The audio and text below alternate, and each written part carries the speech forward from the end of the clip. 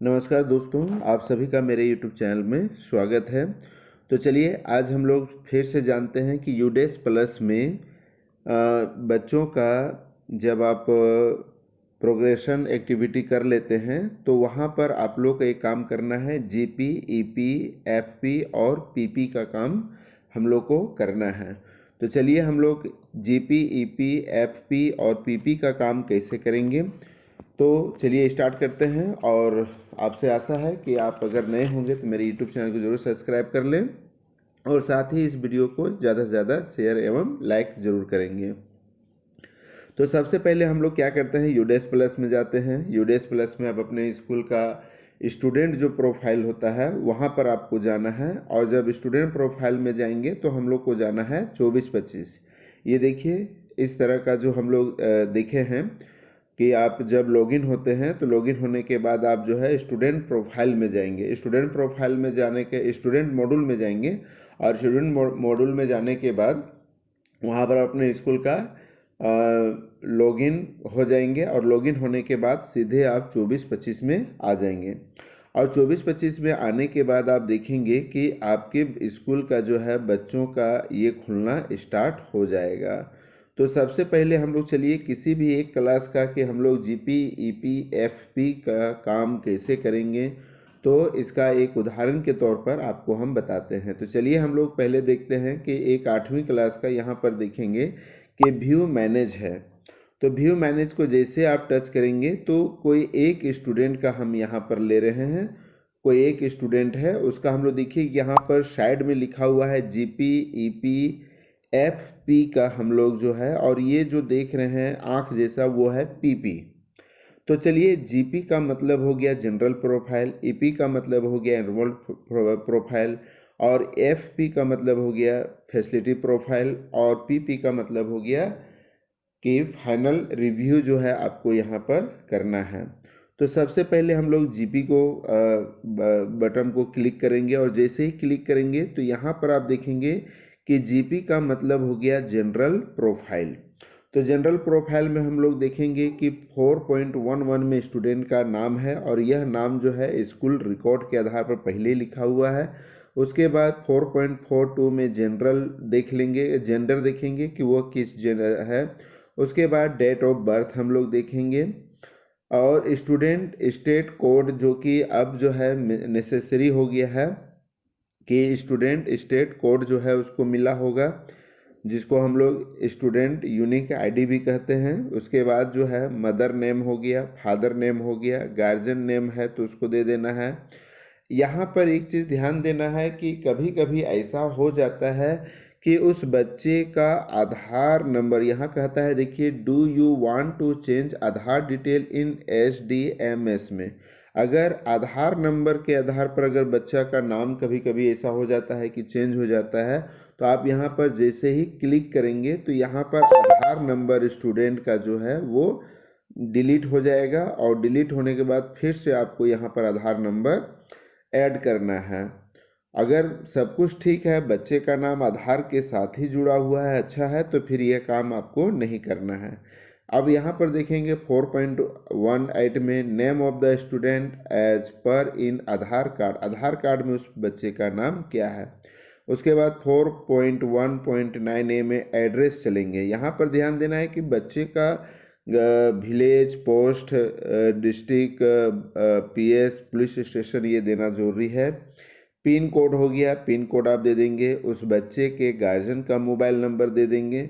तो यहाँ पर ध्यान देना है कि 4.1.0A में बच्चे के गार्जियन का मोबाइल नंबर देना है और इसी के साइड राइट साइड में आप देखेंगे B नंबर में अल्टरनेट मोबाइल नंबर अगर है तो उसे आप ज़रूर दे दें।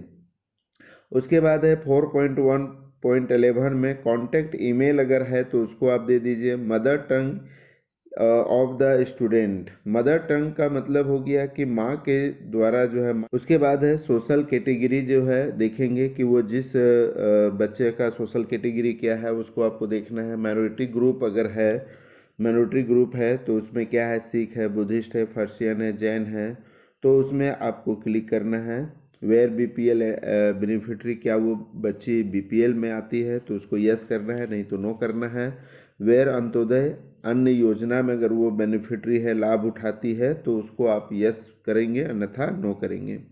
वेयर बिलोंग टू EWS है तो वहाँ पर आपको देना है। या डिसएडवांटेज ग्रुप, क्या वो विशेष ग्रुप समूह से आता है, अगर हाँ तो यस, नहीं तो नो। वेयर CWSN में अगर आते हैं तो वो यस या नो में करना है। अगर आप यस करते हैं तो यहाँ पर टाइप आपको देखिए 4.1.17A में कहता है कि अगर वो बच्ची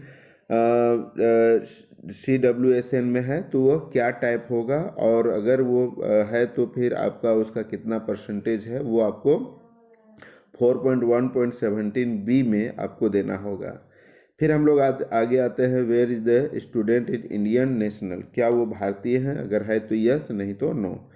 is this student identified as out of school children in current of previous, क्या वो करेंट अभी या पहले पिछले बार में कभी या आउट ऑफ स्कूल हुई है, अगर हाँ तो यस, नहीं तो no. Where is the student is mainstreamed, मतलब ये आपको देना है कि कारण क्या है। ब्लड ग्रुप आपको यहाँ देना है। आप यहाँ पर दो काम कर सकते हैं, एक सेव करके आप आगे बढ़ सकते हैं या फिर नेक्स्ट कर दीजिए। तो जब आप आएगा वो है इनरोलमेंट प्रोफाइल, जो है कि EP है। इनरोलमेंट प्रोफाइल में आपको बच्चे का देख लेना है कि एडमिशन नंबर सही है कि नहीं, कब वो बच्ची का एडमिशन हुआ। क्लास रोल नंबर आपको यहाँ देना जरूरी है कि वो किस क्लास, कितना उसका रोल नंबर है, ठीक है। तो मीडियम ऑफ इंटरेक्शन, आप जो मीडियम जो स्कूल का होगा वो क्या है वो लिखना है। Language group student by the, यहाँ पर थोड़ा सा ध्यान देना है कि language group studies by the student, यानी स्टूडेंट का लैंग्वेज कैटेगरी क्या है, तो वो आपको यहाँ पर देना है। अभी वो आ नहीं रहा है लेकिन यहाँ पर आ जाएगा। उसके बाद है subject group studies by the student, ये जो है हायर स्कूल के लिए है। और यहाँ पर जब हम लोग आएंगे 4.2.5A में status of student in previous academic years of the schooling, तो यहाँ पर ध्यान देना है क्या वो बच्चा आपके स्कूल से ही पढ़ के आया है।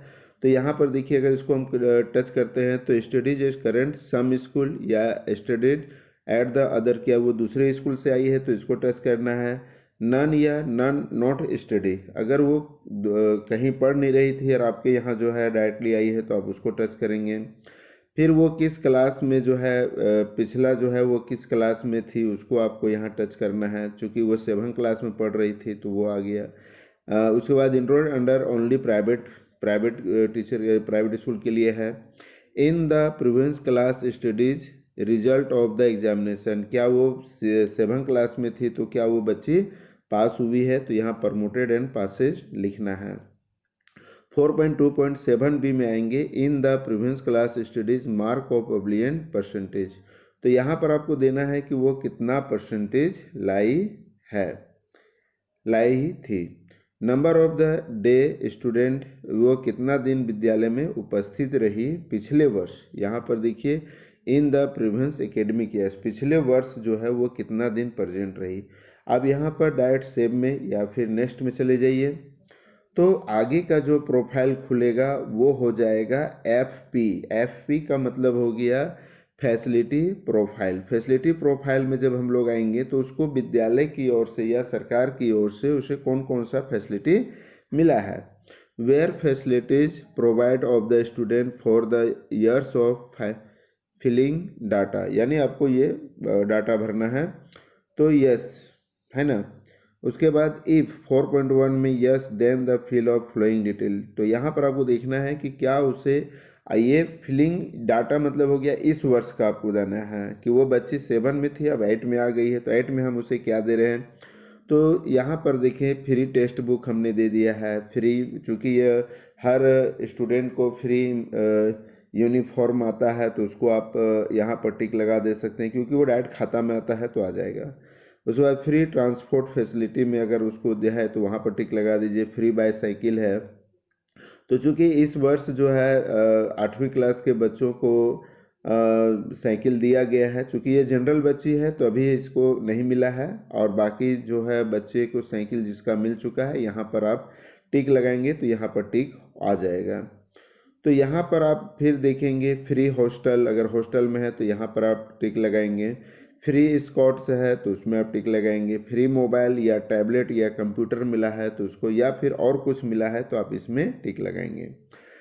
4.3.2 में facilities provide to student in case of CWSN, अगर वो चूँकि ये बच्ची CWSN में नहीं है इसलिए यहाँ पर सारा चीज़ ब्लैंक आ रहा है। अगर ये बच्ची CWSN में रहती तो यहाँ पर ये चीज़ खुल जाता।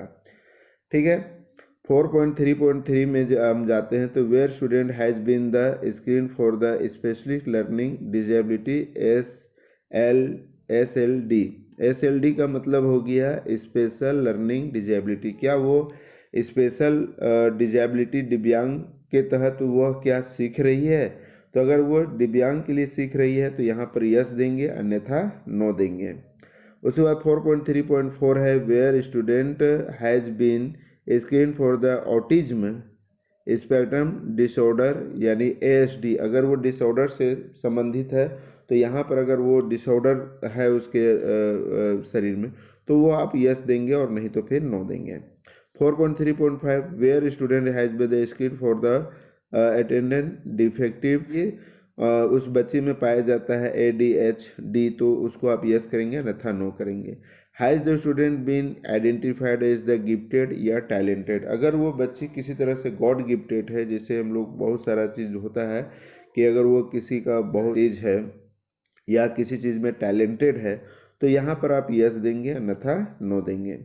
4.3.7 does the student appeared in the any state level competition national level competition, अगर वो किसी में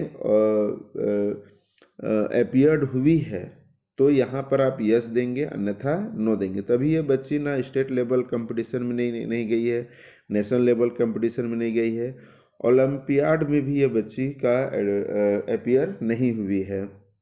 ये आपको अपने प्रोफाइल से मिला लेना है। 4.3.8 does the student participant is in NCC NSS Escorts and guidance, तो अगर वो NCC या NSS में आती है तो यहाँ पर यस देंगे, अन्यथा नो देंगे। 4.3.9 में जो है where student as the cable of handling digital device including the internet, अब यहाँ पर वेयर स्टूडेंट इन, यहाँ पर प्रायः सभी बच्चे मोबाइल चलाना जानते हैं, कुछ कुछ बच्चे तो कंप्यूटर भी चला लेते हैं, तो यहाँ पर आप यस कर देंगे।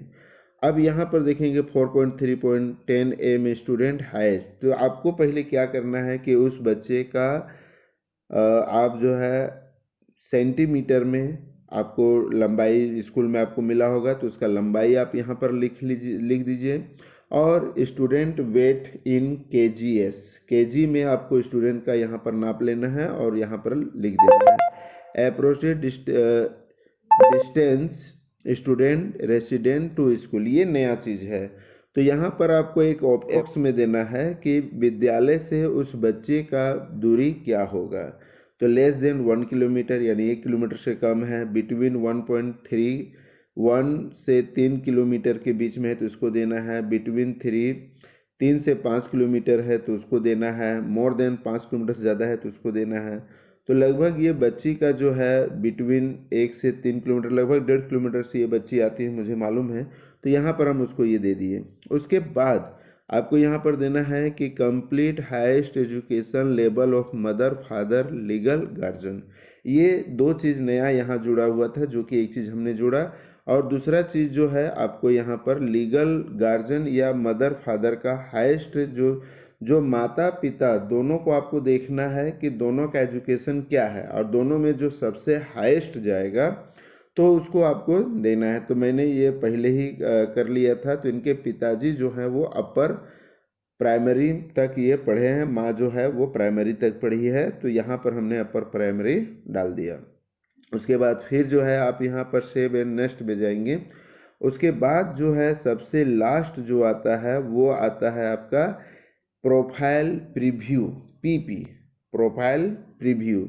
तो आप यहाँ पर क्या करेंगे कि ये इस बच्ची का एक बार सारा चीज़ जो है डाटा को आप मिलान कर लेंगे कि क्या आपने सही भरा है अन्यथा गलत भरा है। तो उसको फिर से आप उसको पीछे बैक जाकर आप उसको सुधार लेंगे, और सुधारने के बाद जैसे ही इस बच्चे का आपको लगेगा कि नहीं ये सारा चीज़ कंप्लीट हो गया है, तो यहाँ पर आप आ जाएंगे कंप्लीट डाटा। चूँकि हमने अभी एक आपको उदाहरण के तौर पर दिया है, तो जैसे ही यहाँ पर आप कंप्लीट डाटा को आप टच कीजिएगा तो आपका आ जाएगा आर यू श्योर।